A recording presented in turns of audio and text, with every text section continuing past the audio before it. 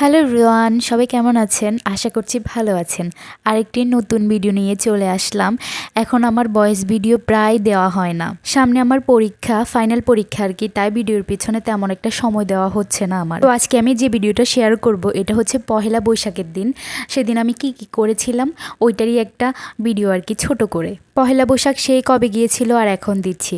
তো সকালবেলা আমি রেডি হয়ে ফ্রেশ হয়ে নিলাম। এরপর বড়দের নমস্কার করার পালা চলে আসলো। আমার বোন মাকে নমস্কার করতেছিল, মায়ের থেকে প্রণামী নিয়ে এবার আমাকে প্রণাম করতে চলে আসলো, আমার থেকেও টাকা নিবে। কি বলে একটু শুনো। প্রণামী প্রণামী প্রণামী প্রণামী প্রণামী প্রণামী।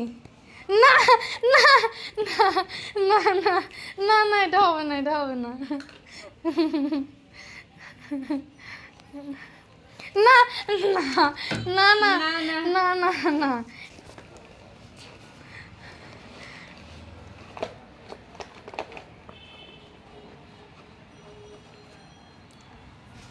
না না কি নাকি না, নাকি মাছও তো দিছি না মাছও তো আজব কিসের, আমি দিব নাকি আর এটা না। এরপর বোনকে প্রণামী দিয়ে আমি চলে আসলাম আমার মাকে প্রণাম করতে। তো দেখো মা আমাকে কত দিয়েছে। এটা শুধু শুধু ভিডিও নেওয়া আর কি, আসলে এত টাকা দেয় নাই। এরপর চলে আসলাম পান্তা ইলিশ খেতে, কারণ পহেলা বৈশাখে সকালবেলা সবাই পান্তা ইলিশ খায়, এটা একটা ঐতিহ্য বাঙালির। তো আমরাও পান্তা ইলিশ খেতে চলে আসলাম। আমার এমনিতেই পান্তা ভাত অনেক পছন্দ, সাথে যদি ইলিশ মাছ হয় তাহলে তো কথাই নেই। আবার কালকের পাছন ছিল, সেটাও নিয়েছিলাম। খুবই মজা করে খেয়েছিলাম, ইলিশ মাছটাও অনেক ভালো ছিল। এরপর চলে আসলাম মা কি রান্না করতেছে দেখার জন্য আর মাকে একটু হেল্প করার জন্য। যেহেতু পহেলা বৈশাখের দিন সবার ঘরে মাছ আর মাংস থাকে, বছরের প্রথম দিন, তাই আর কি মাংস রান্না করতেছে। এটা হচ্ছে হাঁসের মাংস। ফার্স্টে ম্যারিনেট করে রাখতেছি আর কি। রসুন, আদা, রসুন, পেঁয়াজ, লবণ, হলুদ, মরিচ, দারচিনি, এলাচ, আবার সরিষার তেল, আরও অনেক কিছু মা দিয়েছে, আমি মেখে নিচ্ছি আর কি, ভিডিওতে দেওয়া আছে। সবগুলো একসাথে মেখে আমি, যেহেতু এটা হাঁসের মাংস, আমি এটা প্রায় 2 থেকে 3 ঘন্টা রেস্টে রেখে দিছি। সকালবেলা ম্যারিনেট করে রাখছিলাম আর কি, যেহেতু দুপুরবেলা রান্না করব। পর 2 থেকে 3 ঘন্টা পর রান্না করতে চলে আসলো। ফার্স্টে পটল ভাজি করতেছে। এরপর দেখো এখানে মাংসটাও কষানো প্রায় শেষ হয়ে গিয়েছে, আরও কষাতে হবে, যেহেতু হাঁসের মাংস একটু শক্ত হয়, তাই আর কি। কষানো শেষ করে মাকে বললাম আমাকে একটু কষা মাংস দিতে, এটা আমার ভালো লাগে, আমি সবসময়ই এমন করি। কষা মাংসটা খেয়ে নিলাম।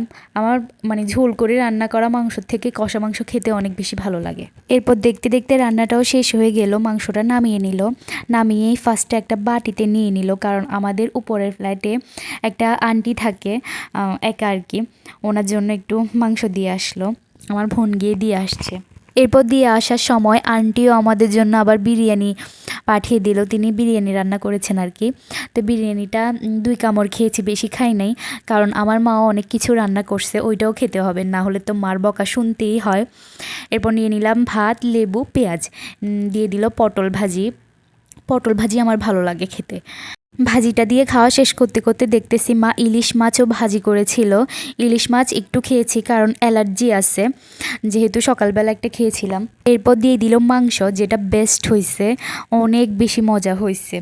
হাঁসের মাংস আমার এমনিতেই অনেক ভালো লাগে, মায়ের হাতের হলে তো কথাই নেই, অনেক বেশি সফট হয়েছে এবং মজাও হয়েছে। এরপর হাঁসের মাংস দিয়ে খাওয়া শেষ করে একটু রেস্ট নিয়ে সন্ধ্যার সময় বেরিয়ে গেলাম হচ্ছে মেলায়। আমাদের বাসার পাশেই মেলা হচ্ছিল। মেলায় অনেকক্ষণ ধরে ঘুরলাম, অনেক কিছু দেখলাম, ফ্যামিলি সহ গিয়েছিলাম, মা বোন সবাই মিলে আর কি। দেখতে দেখতে প্রায় রাতের 9টা বেজে গিয়েছিল। এরপর আমরা গিয়েছিলাম সন্ধ্যার অনেক পরে, প্রায় এক ঘন্টার মতো ছিলাম। এরপর মেলা থেকে বের হয়ে বাইরে এসে ফুচকা খেয়েছিলাম, অনেক বেশি ফুচকা খাওয়ার ক্রেভিং উঠতেছিল, ওই জন্য ফুচকাটা মোটামুটি মজা ছিল আর কি।